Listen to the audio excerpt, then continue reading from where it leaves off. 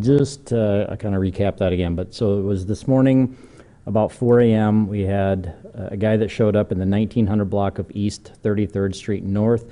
There was a no contact violation. He was not supposed to be there. He showed up, was outside, and the woman inside ended up calling police. When the officers got there, they tried to arrest him for that no contact violation. He punched one officer in the face, punched the other one several other times, but eventually they were able to get him into custody.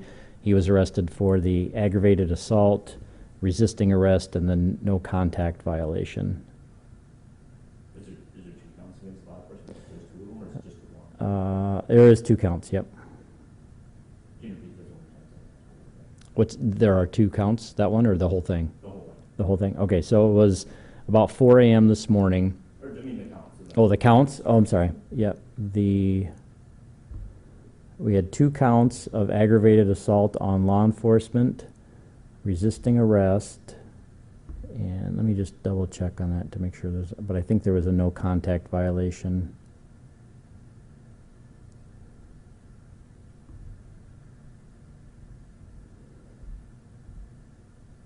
Yep, 2 counts of no contact order violation. That's it. So just those 3 different main charges, but a couple of different counts on those. You said an officer might have to It's, yeah, I don't know if they know that yet, but he had a jaw injury. What about the other officer? Minor injuries, I guess. He had, I don't think there was, both of them went to the hospital.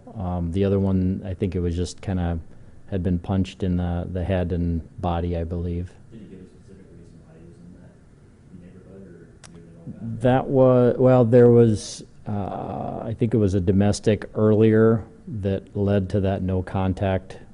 So there had been some criminal action before, and then he was released, and part of that, when he was released from jail, was not allowed to have contact with the person that lived at that house or be at that house. And so just the fact that he showed up at the house was enough to violate that no contact order. So obviously that was the reason that the woman called. Do you have his name?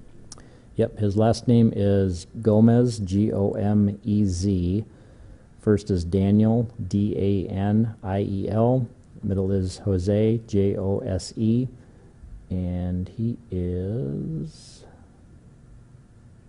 there it is, 35 from Sioux Falls. Were any weapons discharged, like any tasers? Yeah, I think a taser was used. I don't know. I don't think it was effective, but there was a taser that was used. I didn't hear of any other weapons. He did not have any weapons on him. Would you consider something like this a big act on law enforcement, or like resisting arrest, or is that kind of just? This is something, it actually, these types of calls happen probably more frequently than, I guess, than you're aware of. There's a lot of times that we have people that fight with officers. Most of the time, the officers are able to, I guess, if there's any injuries, they're minor injuries, so it's fairly rare. It does happen from time to time, but it's still fairly rare that we have officers that have severe injuries from fighting with people, but it happens. And we have people, for whatever reason, they choose to fight with officers, once they've been told that they're under arrest, and they choose to fight. And so the officers have a lot of tools available to try to mitigate the harm, both to themselves, to the person they're trying to arrest, and certainly if there's any other bystanders there. But sometimes those tools are ineffective. So the taser is a great addition that we've had, the last several years. There's been a number of instances where it's been successfully deployed and does what it's intended to do, but it's not 100% every time. And so in this case, one of the officers used the taser, but it just didn't work.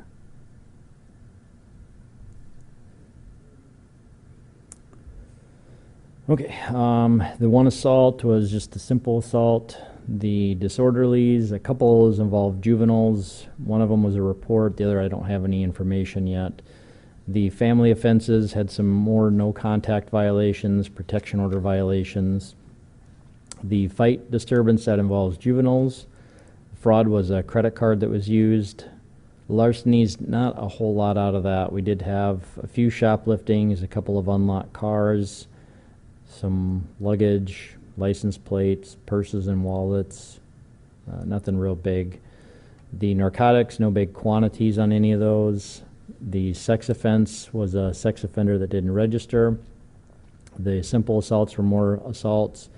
Vandalisms, we had some graffiti, a car window was damaged, or actually there was a few windows that were broken out, and then an apartment window was broken as well. That's all I have, unless you guys have anything else. Okay, thanks.